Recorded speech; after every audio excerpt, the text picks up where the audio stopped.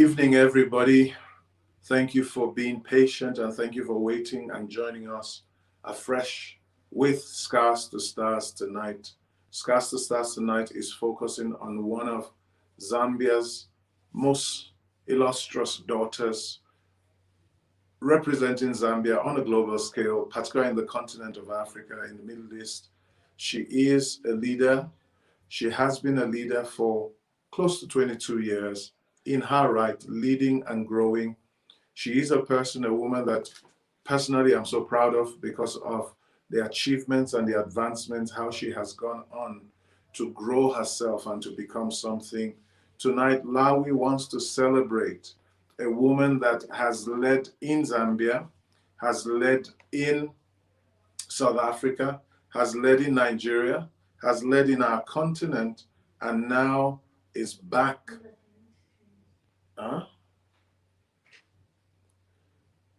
And back today, we want to look at her and celebrate her leadership. We want to celebrate that which she has done and what she keeps doing.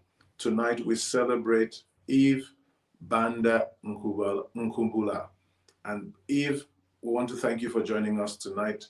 And we do apologize for the hitches we have had in transmitting. It shows how important your stream is to us, and we cannot avoid but have you. Thank you for joining us, Eve. You're looking so beautiful and radiant today. Good evening. How are you doing? Thank you, Pastor Jay. Thank you for the work that you're doing, and thank you for having me tonight. I really celebrate you. How's Greg? How's Natola? Hope you all are well. Happy Good Friday. At least Natola is back home, so we'll have a good weekend before she heads back to school. We really miss you in Zambia, and I know as an executive, chief executive of in the area where you are, part of the Holland Group now, and you have done so much in your career. You are somebody I refer to personally. I love football. I don't like Ronaldo, but I like what he has done. And you are my Ronaldo because you have played in different leagues and you have played at the top of your game in the human capital development area. Kasongo, would you please, if you don't mind, put Eve back? So let's share. And because that's Eve I'm talking to. Thank you. And Eve, I was talking about you just now. Kasongo wanted me to be, but I'd like to see you because this is you and this is how I see you. You have played, Ronaldo played in Porto for Portugal, and then he played in Manchester United. He played for Devils. We don't like Devils. Then he went to Real Madrid. We all love Real Madrid. And now he's in Juventus. So in all the leagues he went, he excelled. You started off in Zambia. You grew up to be probably, in my book, in my knowledge, the youngest director of Airtel at that time, when Airtel was the leader in the telecom space. You were somebody that went on to Nigeria and conquered that giant called Nigeria in the telecom space. So you were very bold and courageous. You left your comfort zone. You went out into a much bigger market, the biggest market in Africa, the biggest economy in Africa at the time. And you went there and you came back and you changed from telecoms into banking. And again, you did it in Zambia and you went to Standard Bank South Africa, where again you excelled. And now again, you have moved from banking into insurance. It's like you conquer every league you go. And today we want to celebrate you as we celebrate women leadership. I want to ask, how come you have done so well? How come you have conquered different markets? What are your experiences and what leadership lessons do you want to leave behind? We want to start by profiling you and looking at your leadership journey. Who is Eve? Who is this? Last born in a family of 6. Okay. My parents had me when they were just about to retire. So I was a typical oops child, unplanned. My immediate elder sister was 9 years older than me. So pure oops. Born and bred in Chu. Chu is a small little township in Ndola. My mom died when I was about 9, so I was really brought up by my sisters, who have really played a role in who I am, especially my elder sister, because I started staying with her when I was about 3 or 4, you know. So because my parents had retired, they gave me to my sister who had recently gotten married, as we do it in the African setting. And so I was brought up by my sister and my brother-in-law, who were gracious enough to host me in their home, for my upbringing. Yeah. So a lot of who you are today came from the efforts of your sisters, and the Yeah. role model male was your brother or your brother-in-law. Yeah, in my mind, he was like the most. I'd never seen a university graduate before, so he was my university graduate, and he Oh, was really? my That was the role first model. person you saw that was a graduate. Yeah. So that opened you up to something. Was this still in Chifubu or you had come to Lusaka? Yes. No, Stephen Chifu, at one time he was the only one working in the house, and we were like 14 people in the house. So you can imagine the burden that was on his shoulders to Okay. raise people that were not his kids, you know, especially me, who went all the way to the university. Okay. So all this was in Chifubu. And what Around a bit. So my brother-in-law, because then he would move from town to town. So we'd move around, and I followed along my sister. Whereas my parents, my biological parents, were still in school, so I went with my sister. Yeah. Okay. And how was it like growing up with your sisters, influenced by your sister and your brother-in-law, and knowing that your mom and dad were retired? At that time, did you have a clue or inclination, or you just thought your sister was your mom now? Yeah. So I think in my mind, when I was younger, I didn't relate to my parents as my parents. I think I related to them as my grandparents, you I know. see. So my sister and my brother-in-law became my parents.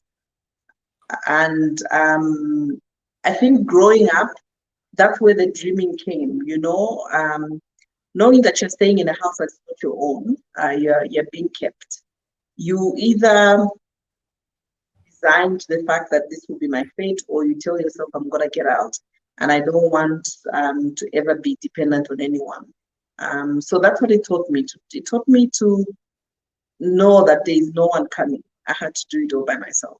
If my parents failed, if God forbid anything had happened to my sister, there wouldn't be an Eve today. So yeah, so I So knew that I had to fight for myself.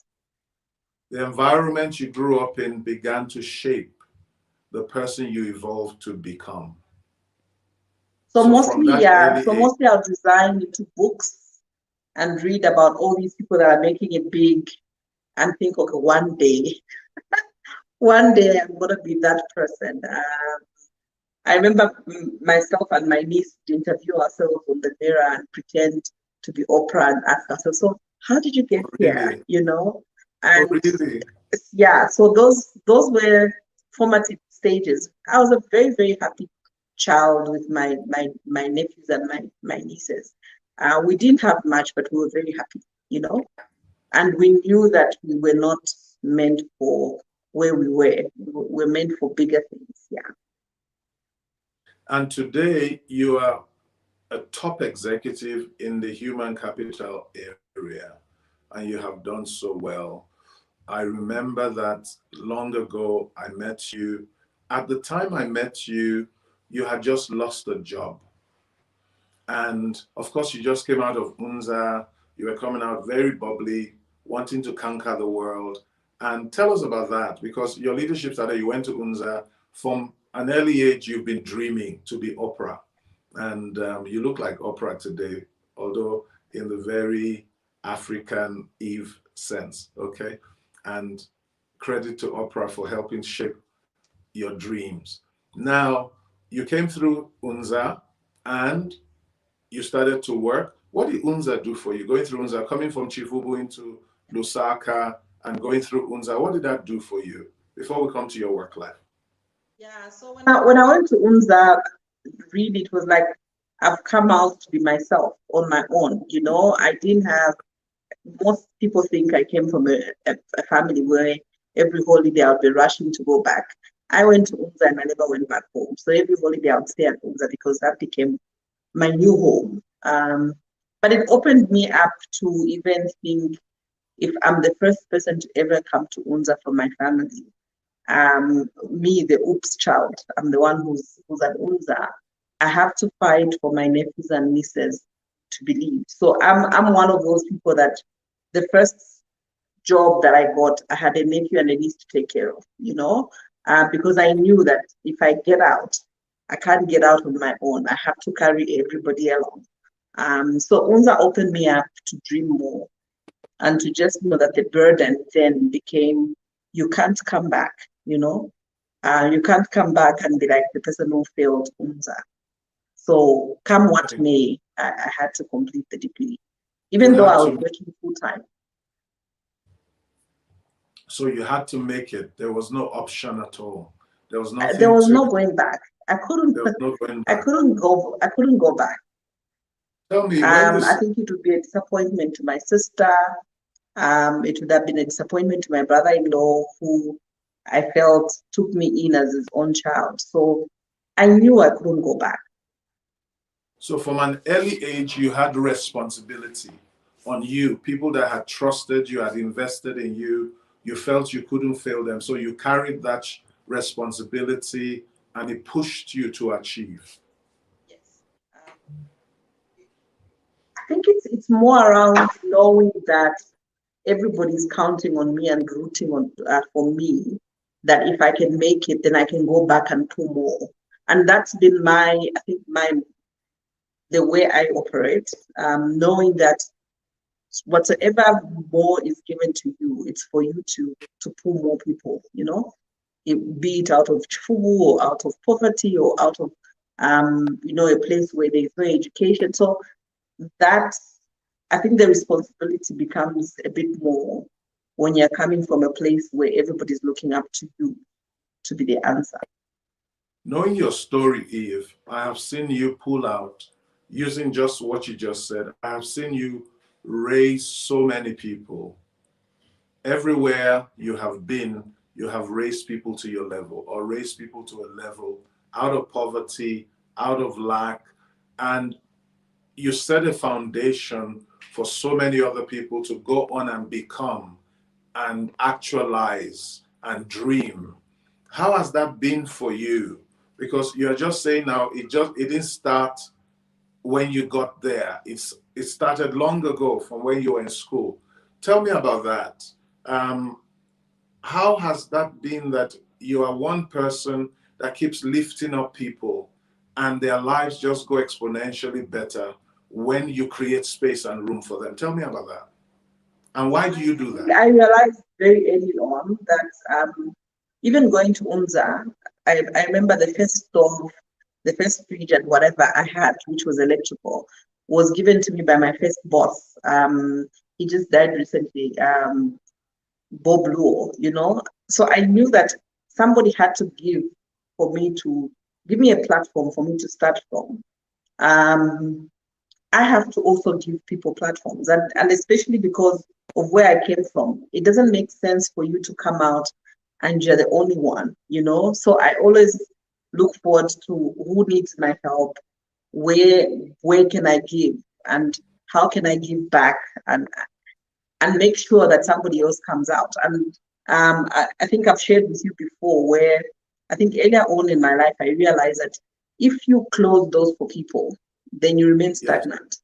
But the moment you give doors, you give opportunities to people, God pushes you up to the next level. You cannot be crowded in one space. If I'm occupying the room, then nobody else is coming in. So if I leave the room for somebody else, it means I'm going to something else. So for me, those are the things that have helped me.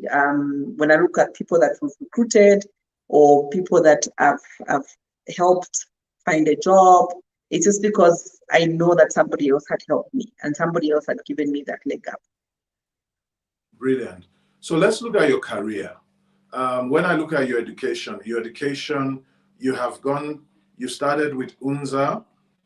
You did public administration, development studies, did public administration. Then you went on to do your postgraduate advanced management development program from London School of Business. And then you went on to certified consultant and coach for change program at Oxford, HEC Paris 2009. And you got a master's in business administration from Kaplan, prestigious Kaplan University in America. And then you went on to be a certified coach from the Gibbs Institute in South Africa, Pretoria, and you have practiced in so many places. Let's look at your career. How did it start? You left UNZA, and how did it start to the point where you have, up to 2019, you are still learning? What has that been? Let's take it and we open that up to see your leadership timeline. Yeah, so I think it started when I was in third year. I started working for a company called QuickSave, and the jobs that I was doing were odd jobs, you know, packing up the shelves. QuickSave was like the ShopRite of the time, packing up shelves until somebody noticed me and said, I hear you're studying at UMS. I said, yes. And they said, what subject? So I gave them an HR was one of the subjects, and they were like, okay, would you be our HR officer? So that's how my career started. Somebody just looking at this girl who's packing shelves and saying, what are you studying? So from third year, I was working full time. Then when I finished school, then Celtel was starting out, and I remember I didn't even apply for the job. Somebody else applied for me because I was so scared I wouldn't get it. Everybody was like, oh, you need to know someone in Zambia. So they applied for me, and when they called me for the interview, I had to start work for Celtel as an HR officer. And that was around the time I met you, Pastor Jay, if you remember. And then Yes. you just told me to read a book a week, you know? Yes. And I started reading books a week and coming back and sharing with my CEO what I'm learning. And before long, I was promoted to be the HR manager. I think it was like in 2 months that I was promoted to be HR manager. And I was only like 22 at the time. So that's where it all started. But it started with, just getting the most humbling job, which was packing shelves. So you started from packing shelves. Somebody saw your potential because you were reading HR. You come into Airtel at QuickSave. That is, how did you leave there? What happened that you left there? You came to Airtel, or they just at that time Airtel was starting. It was Celtel first, then it's Airtel, and you got a job. I thought it was Celtel. So QuickSave. So as I told you, somebody else applied for me, and I remember very well. I had a very terrible boss at the time. Somebody who him and I just didn't see eye to eye. And I remember going to him and saying, I stopped work before then Silto would even say yes to me. I went and I resigned, and I was serving my notice when Celtel came and gave me the job. But I think if I didn't have the job at QuickSave, I wouldn't have had the job at Airtel, because they wanted experience, and they wanted 2 years experience, which I had, and because you started from third year. Okay. And at Airtel, you were thrown into the deep end. 2 months into it, you are made manager of HR. How did that make you feel? How did that contribute to your development and growth as a leader? What do you think? I think I was very scared of the job. And I remember at the time, I went to one of somebody that I respected, my father-in-law at the time, and I said, oh, they promoted me to be manager. And the first thing he looked at me and said, don't tell anybody your age. Don't tell them how old you are. So for the longest of time, I just didn't share with people how old I am, because it just didn't make sense that I was that young and I was leading a whole HR department. But I think it took a lot of work. I remember reading every week about HR, and when Pastor Jay is your coach, you have to write a report on that week on what you've learned, and then how I'm going to share it to the workspace. So reading made room for me, making sure that I am the first one to arrive at work and the last one to leave at the time was important. Making sure that whatever I produce is excellent, So I learned excellence very early on. You just can't produce anything. So I'd give my friends to read my work before I even handed it in. And sometimes I would give my coach and say, this is what I'm handing in. Do you think this would work? And true to PJ, he would change some things. And before long, when I go back to work and I'm presenting, everybody's like, wow. It's because I had people that would make me prepare. So it was a lot of work, a lot of extra time, and thank God I'm not a party anymore. So I found pleasure in that. And you grew so fast. To my knowledge, you were the youngest director. Yes. At Airtel in record time. And at that time, you felt that you had outgrown the pond, if you like, and there was opportunity for you to go into the sea to swim. Were you not afraid to do that transition into much bigger market, much bigger challenge, outside your comfort zone? What was it like for you?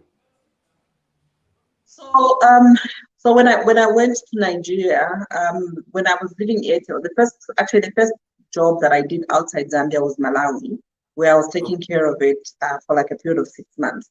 And my boss then had told me, if you want to go into bigger markets, you have to make sure you've got some experience. So I worked between Zambia and Malawi, but I knew I had reached the peak. I was, though young, I was only 29 at the time. I had reached the peak of, I've been a director for like 4 years now. So what next, So when Nigeria opened up, I think God prepares you in a way. My pastors were Nigerian. I felt like I knew how to work with Nigerians. I had an earlier coach before then, Mr. Kalu, who was Nigerian. Yeah. So I think going to Nigeria for me was like a dream come true. To go to the place where people told me, if you can conquer Lagos, you can conquer anywhere. Going to Nigeria helped me grow spiritually. It helped me grow academically. I remember I was 29 at the time, and the people that were reporting to me I had 2 PhDs and they all had MBAs, and I was like, oh, I'm a graduate for Gunza. It can't cut it. So Nigeria taught me to study and to make sure that scripture that says study to make yourself approved becomes a reality. So I put my time in and made sure that I didn't just represent Zambia, but I represented my God well as well. So I've enjoyed working in Africa. I've worked in different African countries, and I knew that Zambia was kind of like getting smaller and smaller as I grew. So it's either you're going the general management route and you're stuck there, or if you want to grow, then you go into bigger markets. So Nigeria was one of the biggest markets that I had to work in. And at that level, it was scary, but at the same time exciting, because everything is an adventure for me. I love new things. I think that scripture that, see, I'm doing a new thing, I think that was made specifically for me, because every time I'm looking for what new thing God is doing. Yeah. And what made you come back? You had conquered Nigeria, you had done it, because you came back and you changed from telecoms into banking. Tell us about that. Why that transition? And what is that doing to you as a leader? Yeah. And by the way, you said, sorry, Eve, by the way, like you said, you always worked yourself out of a job. You raised people to do your work. You empowered people and you moved on. What brought about that transition, and how did that help your experience, your leadership experience? So, like you're saying, when I went to Nigeria, I had raised then the person who was the CHRO who was taking over for me. I remember we appointed this guy who was reporting into me to take over my role, and I was thinking, what next? So I went into transformation, and at the time I knew Zamtel was being changed back into was being put into private hands. So my boss then called me, and I had never met this guy, this godly spirit-filled man, and called me and said, Eve, don't you think it's time to come back home? I'm like, to do what? Because I knew in my head there was no company that can accommodate then. My cost base had become so high. My experience was high. So I'm like, to do what? And he says, I want you to help me to come and build Zamtel. So it was not a very difficult decision to make, coming from Nigeria to Zambia, because at the time, I think my daughter was getting to 10 and I thought she was Nigerian. So it just made logical sense to start coming back home. That was one of the key things in my head. And it's like, this child is just gonna speak pidgin the whole time. Let's go back home. So I came back with Zamtel, worked for Zamtel for 2 years. It went back into government hands and I left. Went into mining just a little bit. Mining was okay, so now I don't have a job. So what do I do? Went into mining. I stayed in Chingola for like 2 years. And then the bank came calling. Yes. And I think the decision to come into banking, I was enjoying mining at the time. I was like, I went in to see, but now I'm enjoying this. I can stay in this little town called Chingola for a bit longer. Then the bank came. I was like, really? Banking me? And everybody had told me the banks were structured, so you can't do anything, everything is like in a book somewhere. So I told my boss, my then bank boss, I said, I can't work for you because I don't do rigid. And he was like, what do you mean? I said, for me, I work with transformation, change. I like a fast pace. I've worked in Nigeria. Hello, I can't understand your pace. And he was like, come join me and we'll make the bank. I think at the time it was like number 4. Sorry, what is working in Nigeria? How is working in Nigeria different from working home? That you say, I've worked here. Describe it. Maybe somebody won't get what you're saying. Can you describe it? Working in Nigeria is like, so in Zambia, we take things pole, slow. In Nigeria, you have to be like, I had to be at work sometimes at 6, and I get to work at 6. And you find it's a full house and everybody's doing their work. It's not like they're playing. I'm like, what time did you guys come? Oh, they come at 5 and they will knock off at 3, but because they have to beat the traffic, they come early. Office. So the pace is fast. The pace is very intellectually stimulating. So I read the most when I worked in Nigeria. You can't depend on your experience. Things are new, new theories, new working modes are coming up. So Nigeria taught me to be not only resilient, but agile. You have to be agile to work in Nigeria. I know it's a you snooze, you lose. Yeah. So coming back home, it was like slow pace. Can I cope with this?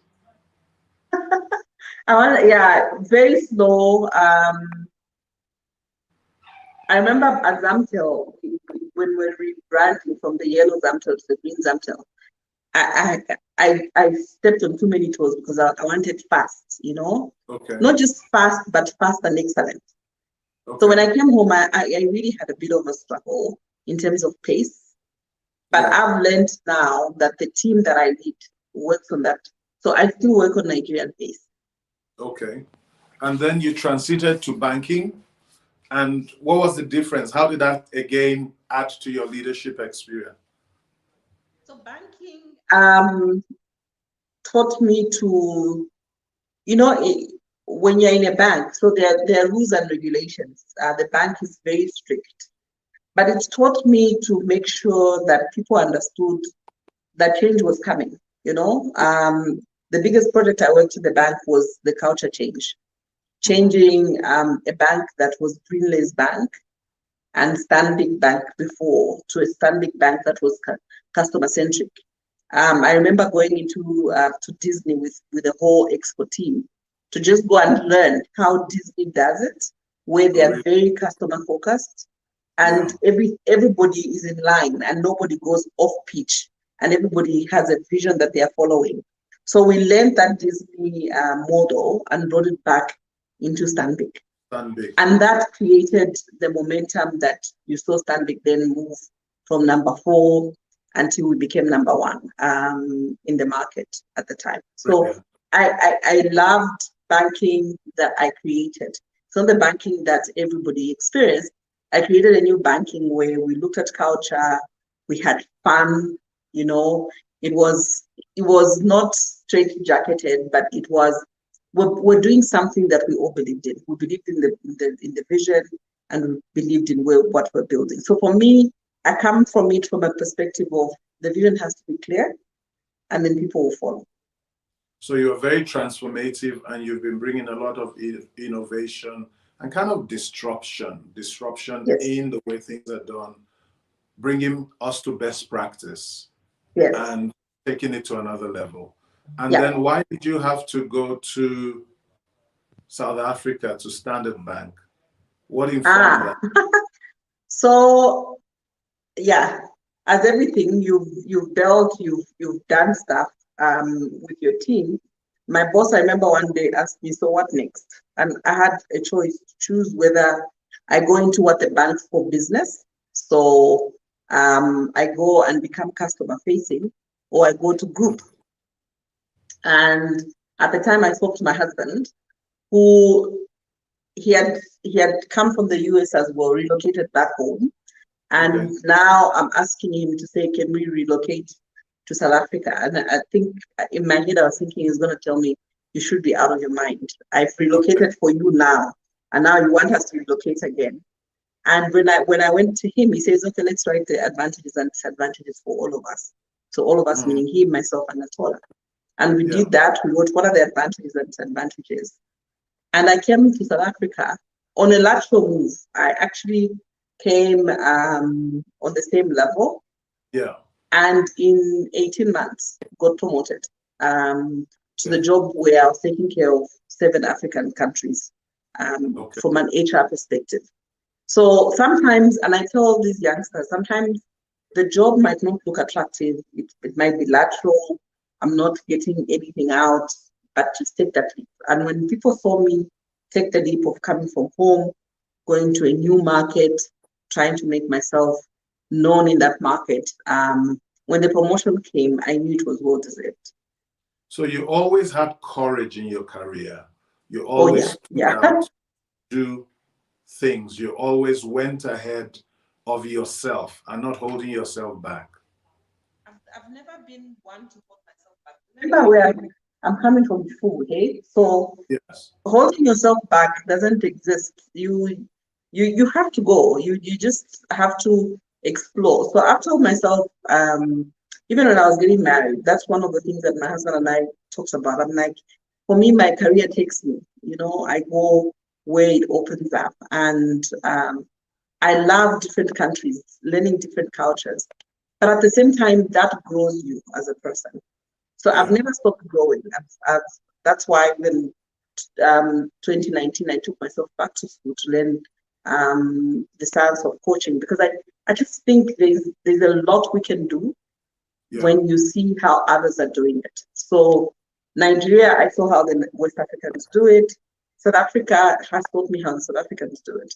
And when I come home, which I do like most of the time, speak of it, I would come every quarter. I just think we've got a long way to learn, a long way to make sure that our careers are not, you're just not looking at a ladder, but you're looking at where else can I grow and expand and not be a big fish in a small pond. Now you have gone from banking and you're now in insurance. Has there been a great change? And what have you brought from your rich experience into Hollard? Hollard is one of the biggest African insurance companies now. They're going totally into Africa. They're big, they're very fast, they're very customer-centric, and they're aiming to be the leader continentally. What's the challenge in Hollard? So Hollard for me, so first of all, transitioning from banking. So Standard Bank is this big bank that is 150 years old, and transitioning into a smaller organization that's reaching Africa. Again, it was around the time my daughter had just finished grade 12, was going into university, and I said, okay, so I need a new challenge. And Yeah. so Holland was a new challenge to, we're growing in Africa, we're doing acquisitions, we're doing so many things. And it gave me an opportunity again to build. So I'm like taking care of the 6 countries that we have in Africa, plus the Philippines, taking care of them, not just from an HR perspective, but from a marketing perspective, which adds another breadth, and which was exciting for me, that I'm not just doing HR and people, but now I'm venturing into one of Marketing. my passions, which is marketing. Okay. Now, what would you say you have learned from different industries, different parts of Africa, exposed to different things? What would you say you have learned in your leadership that you can pass on to somebody watching us even now? So I think the first thing is there's a base, right? So my base that I spring from is the fact that I know how to build people, and I know how to build companies and turn around through people. So I don't come from an HR that is like, we're just paying people and Great job. paying salaries and that's it. For me, I go into companies that are on a turnaround and they're transforming, and just to show that we can do this with people. So that's a basis. So that doesn't matter which industry I go into. I think about, before I go there, is the turnaround situation. I'm not a maintain, so what can I bring different? So that's the base. And then each industry has got its own nuances. So insurance, even though it's in financial markets, it's very different from banking. Yeah. Again, you have to learn the science of insurance. So I'm again going back to, okay, let me learn what is insurance's bedrock. How is insurance built? How is it different from the bank? Which I'm now noticing. Okay, this is banking, this is insurance. Both financial markets, but very different. And then what you bring is also different. What you bring to a bank that was 150 years old is we're operating at a level which is highly strategic. So you bring a strategic game there. Here, I have to choose to be strategic operational because I'm building skills to a level that they can be strategic.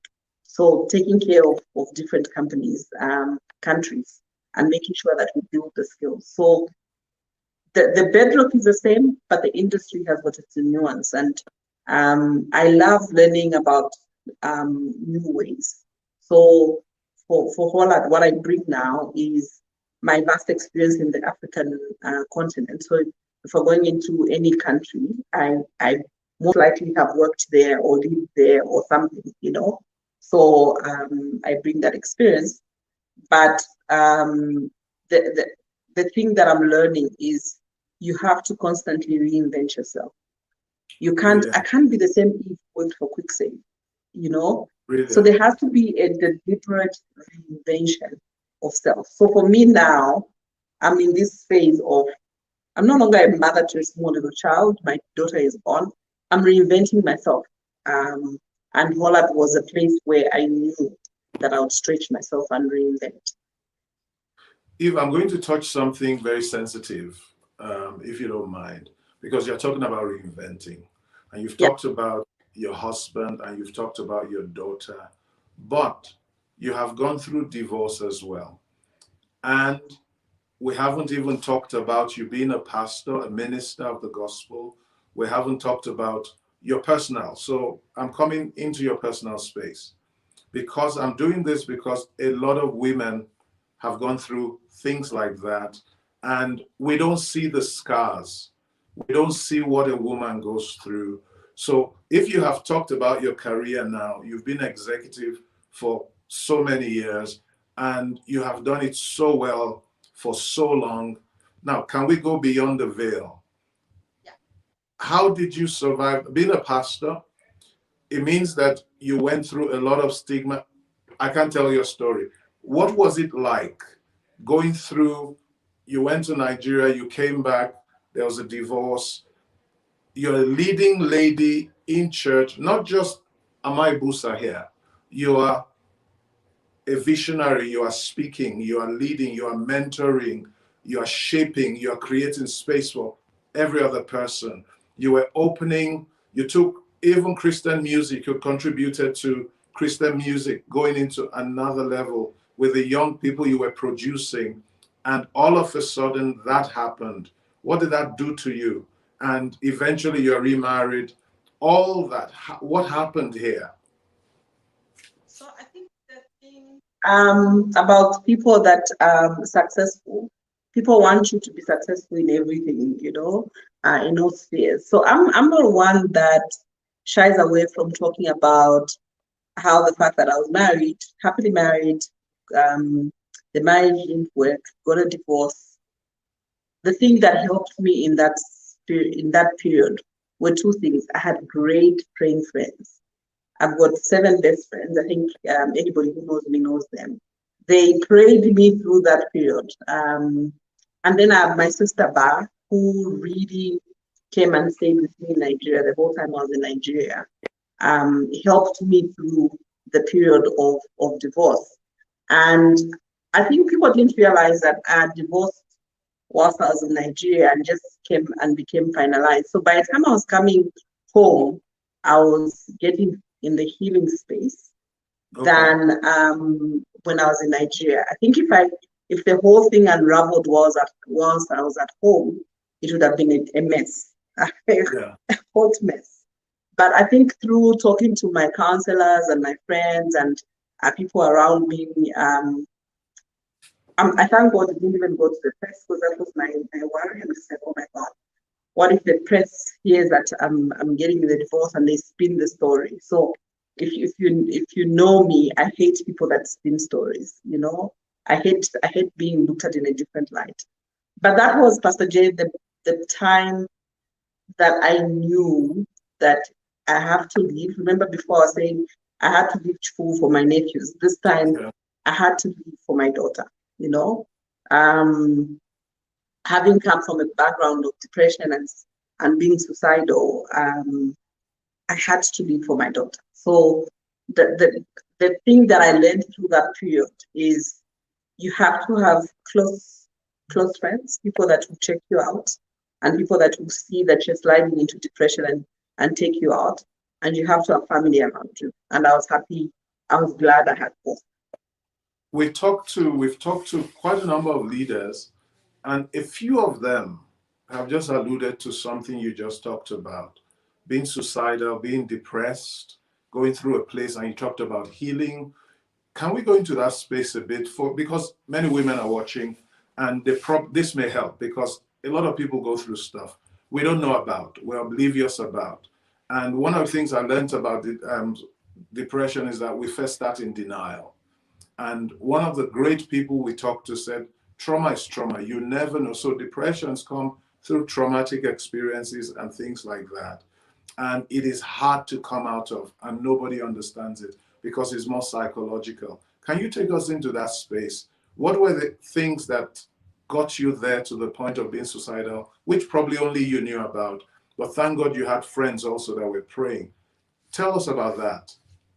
So I think the first time that I knew that this was a problem was when I knew that I was gonna go into the divorce. Because remember, I'm not only a pastor, I am a director at a big institution, and things are not working. And I just worried a lot more about what will people say, and that crept in and made me very depressed. There was a year that I thrived academically that year. That's a year I went into Oxford. Thrived academically, but I would come back home and it would be empty, and I would be like, okay, God, if you can just take me now, I'm willing to go, hallelujah, that sort of thing. And it was mainly because I was scared of the church. The church is very scary if you're going through what they feel is you are the couple that should not divorce, but they don't know what's happening in your home, Yeah. So that whole thing of how people spin the stories, very few people knew what the real issues were. And we decided with my ex that we won't tell what the issues were, because it's nobody's business. And in that space of not telling, it's when I hear something, I'll get depressed. When I hear this story, I'll get depressed. To a point that my friends just stop me from listening from different people. So I think depression is real, and it's so much real in people that are excelling. So when your friends are excelling and they're working hard, just check on them on their privates. Because remember, you can't find all cylinders in all places. Something is gotta give, you know. Yeah. Yeah, so I've helped most of the people that I coach actually now are people that mostly excelling or very highly energetic, but they're struggling in one or two areas of their life, which is leading to depression. So what you went through has and is helping you right now to help other people heal. And that's where I had a desire for coaching and helping people, was because I couldn't understand how the church that I've given so much to did not stand with me at the time. And I came to understand it's only a few people that would stand with you, you know? And people that I help, I mostly find people that can't have everybody stand with them and they're standing alone. And that's where my coaching comes alongside. So I help a lot of people who are going through trauma, people that are going through episodes or they've suffered huge losses, Yeah. and how to come out of that. Because for me, it wasn't just 1, 2, 3. It took me like maybe 3 years to come out of a place where it was like, I don't even know what I'm doing, you know? And in those 3 years, I was excelling at work. But when I come back home, I think it's only my sister that knew, like, okay, this girl is really slipping into depression, you know? And when you were Yeah. reaching the times of suicide, being suicidal, did you reach out? Did anybody know? How did the church relate with you? Because as a Christian, there are high expectations for us, and particularly if you're a pastor, and you are going through all that. So who could you talk to?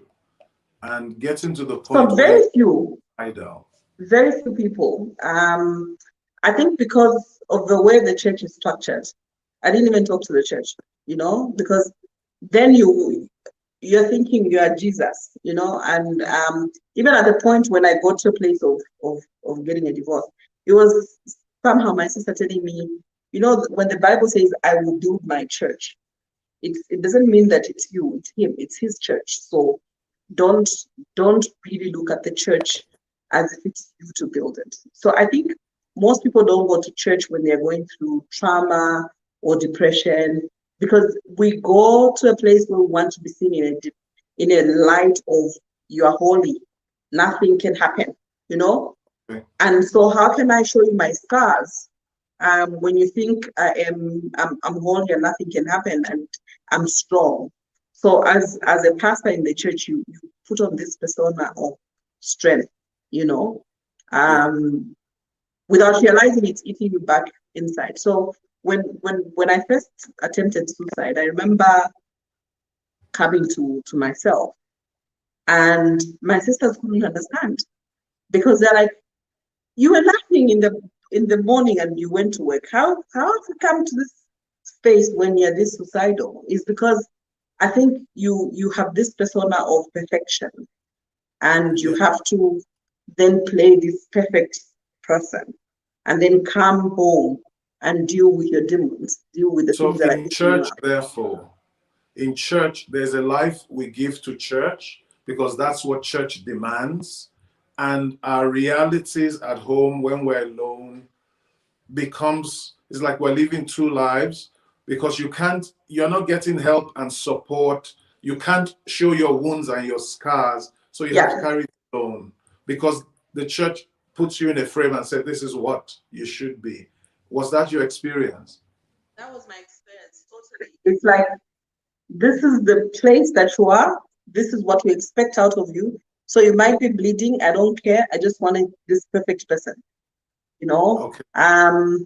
So you find people, and I laugh sometimes now that I've gone over it, and I'm talking to pastors' wives. I'm just like, you're expected on that day to be smiling and Sunday, you are my busa, even though you quarreled in the morning and things, you know, were heated at home, but you have to be my busa at work at 9 o'clock.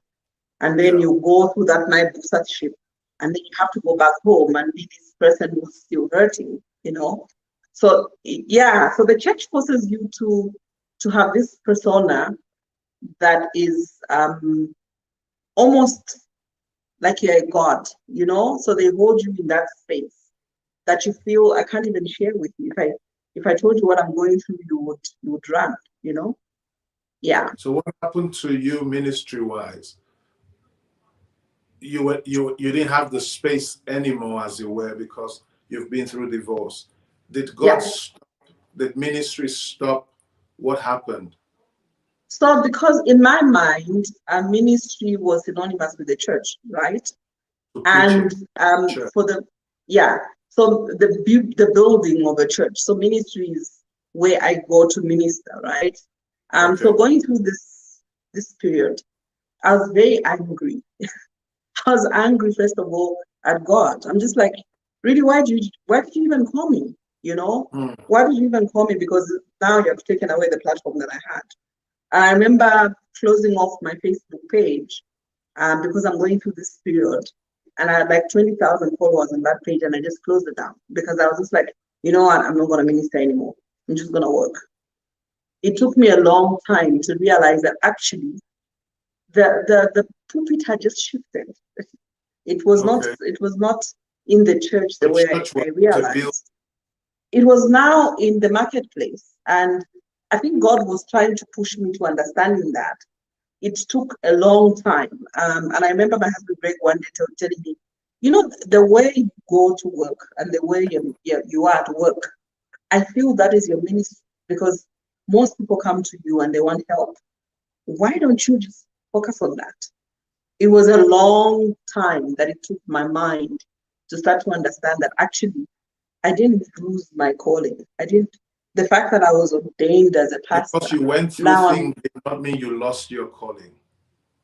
yes, because I went, and I'm just like, I didn't lose the calling. I just think God, through that sharpening, through that process of purification, just made me realize that now my calling is the marketplace. And the moment I realized that, Pastor Jane, my mindset moves. Like I don't take ministry anymore to be a building.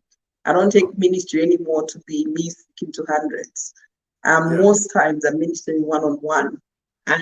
and in my coaching sessions. And I'm not afraid to let people go into the spaces that they are hiding. Because I realized now having coached so many people, especially Christians, that there's a space that you hold on to and you don't want people to go there.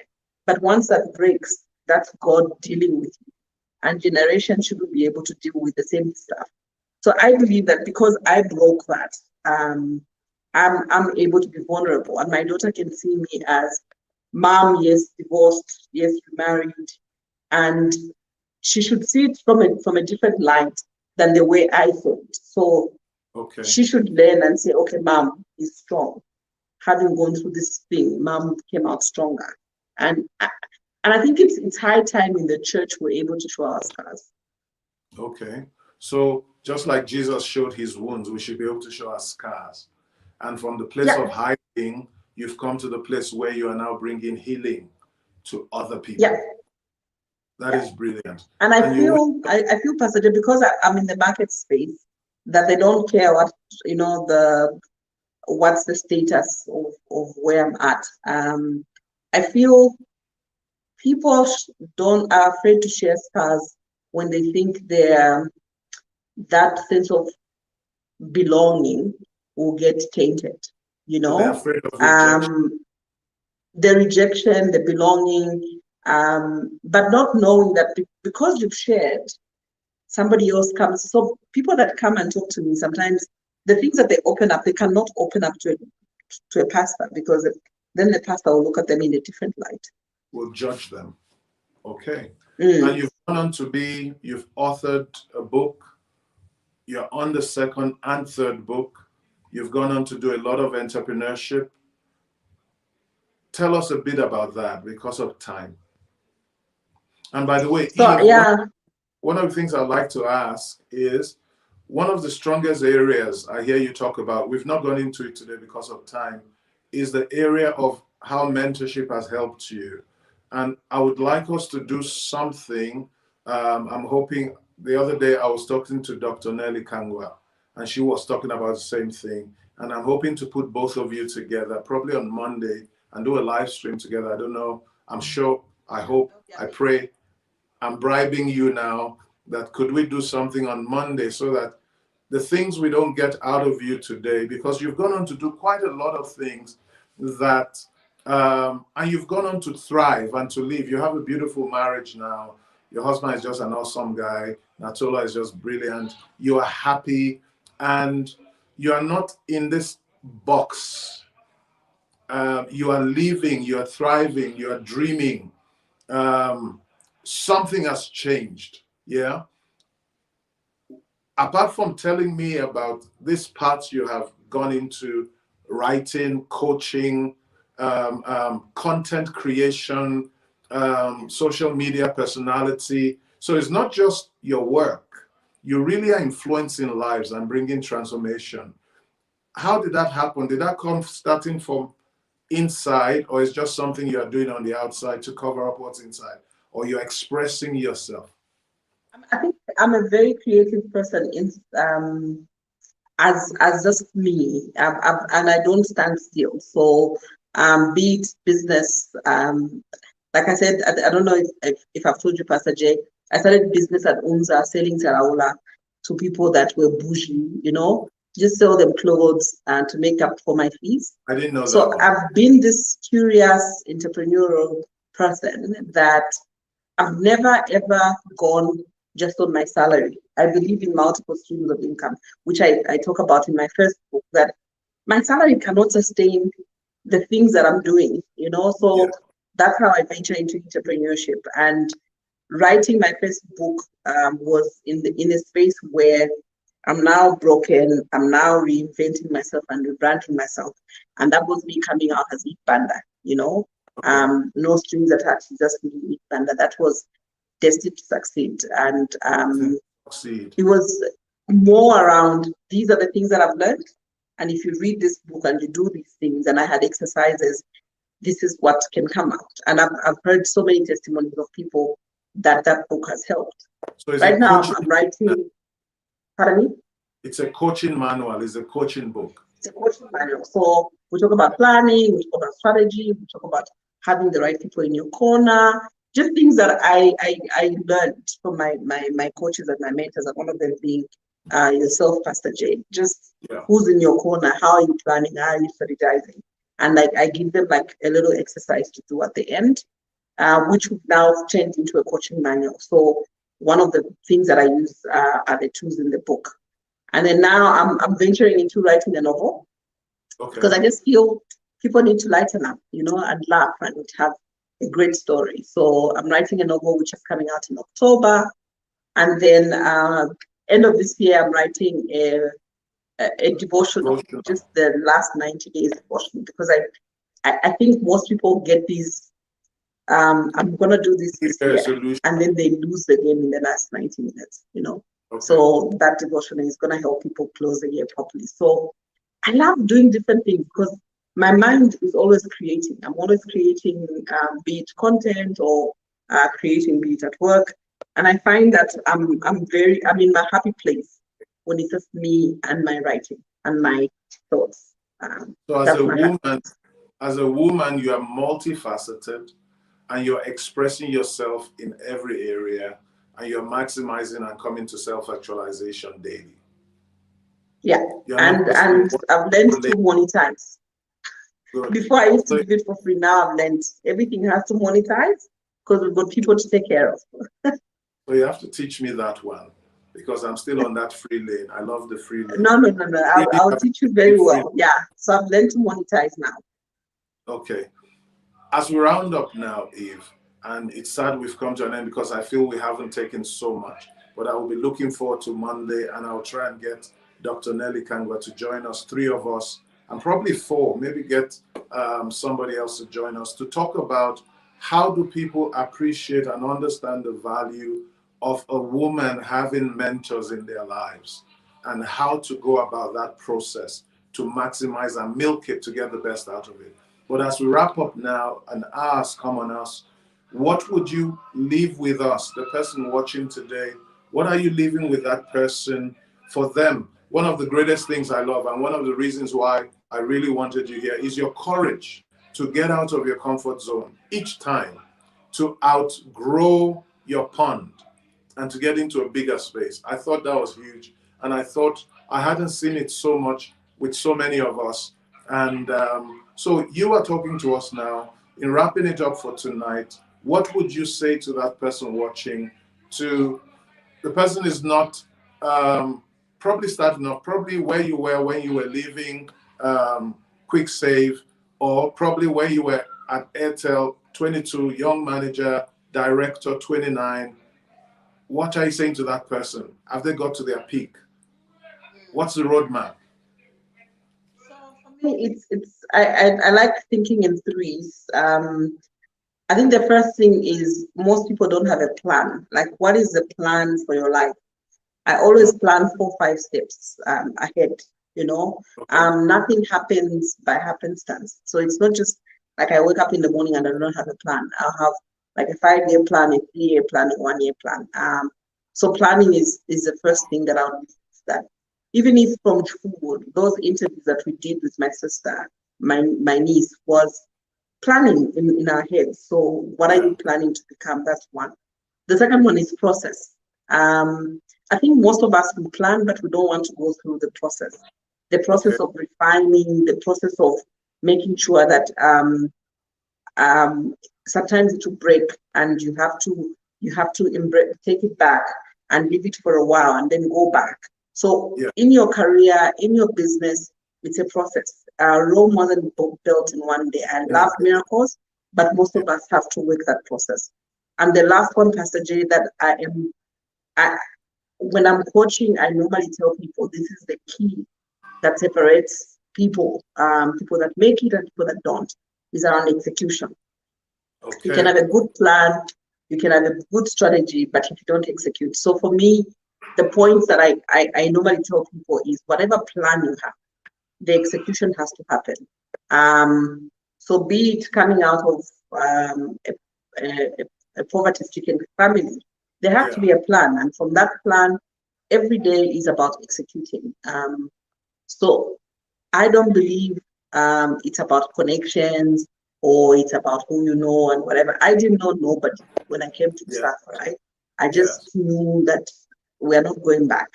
So if I'm leaving anything with someone today, is whatever you're coming out of to go to, just know you're not going back. You just have to make sure you No pursue retreat, that no which is surrender. yeah. If There's we no really, going back, Pastor J. We can't go there's back. no going back. There's only one way, and that's up. Yeah. We really want to thank you.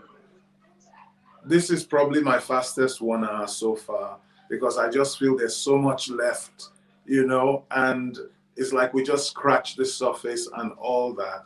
You're a very multifaceted person and you're achieving on all fronts: a farmer, an entrepreneur, an author, a content provider, a top executive, a continentally experienced top executive. I think your best part is your altruistic life, where you give everything, you give to people, you raise people, you share your space with people, you believe in people. I've seen you raise countless of people and brought them to spaces that they have flourished. And we've not talked about any of that. And that for me is what leadership is. The proof of leadership is your product, is your successors, is the people, the lives you have taught. You have lived a very significant life. So many people will look and say, I'm what I am today because of that woman and how she helped me become. And I celebrate you. And I'm looking forward to Monday, by the way, by the grace of God. So I've booked a date with you now, by the grace of God. I hope you can make it. You will make it in Jesus' name. Let me go to the ministry Pastor side. J, you call, yeah, wherever I am, I'll answer. I'm so humble Um, and grateful. yeah, And we thank you and for I'm that. sure Dr. Nelly is the same. So both of us, you So I call, will we reach will be out there. to you Monday evening, and we're looking at the spring of mentorship, how it helped, looking at your experience. So it's experience sharing and telling us what works, what doesn't work, because we've profiled so many leaders now, and they give you the veneer, they give you the finished product, they let you in. we want you to give us the practicals, because you used to wake up every day before you went to work. You got a book. Every day you came back to give a report. Every day you went to practice it. Every day you gave a report of results. It was a process. And every day your bosses appreciated your growth and your value you were bringing in because of the investment in yourself. I saw you do that. And you quickly became the youngest director, probably in Lusaka at that time, in the top companies. I don't think there was anybody younger than you. And you were a woman, and probably the only woman in that space at that time, or definitely young. Sorry? I'm saying the only woman in the boardroom. Most of the Yes. times, I've been the And the only one in the youngest, boardroom. and the youngest in the boardroom. And that experience we want to bring out to say, how did I do it? So you see, we didn't bring out all those in this discussion. I hope that we will be able to do it, because that helps the person understand the process and understand execution, which you have lived by. We want to thank you, Eve, for taking your journey. We want to thank you for not going back, not looking back. We want to thank you that you believe that you will not fail the people that have believed in you. And most importantly, you have created space for so many young executives. Today, we look at them in numbers. And it is because everywhere you went, you lifted people up. And today they're all over because you allowed God to use you. You're a phenomenal teacher and speaker. You are a minister of God, yet you remain humble. We thank you. Thank you for taking the journey. And thank you for being with us on Scars to Stars tonight. Thank you, and thank you for your coaching time. Thank you for trusting me. I just want to speak to you and say thank you, because in those formative years, you're the only voice that I listened to, and you pushed me. And I think at the time I thought, this man is mean. But I can only say thank you. I really thank you, and I celebrate your success and the leader you have become. Thank you. Honestly, we'll see you on Monday. For everybody watching, thank you for joining us tonight, Scars to Stars. We've been talking to Eve Banda Nkumbula, and a mother, a wife, a sister, a friend, a mentee, a pastor, a businesswoman, a life coach, a business coach, and a top executive through the nations of Africa. We really want to thank you for being with us tonight, watching her story. And as you've heard us, she's going to be with us on Monday. We're breaking the mold for people to benefit, the younger in particular, how coaching, mentoring benefits people, and we'll see how to do. We thank you for joining us tomorrow. Watch out, there's a fabulous story coming tomorrow. Somebody from the agricultural sector is going to join us, and she's going to show you another woman that has come from Scars to Stars in her leadership journey. Until we'll see you tomorrow, I want to say thank you. Eve, again, thank you so much. Our love to the family. Enjoy the Easter celebration. Good night to you. Good night to everybody on the platform. Thank you so much. Thank you. Good night.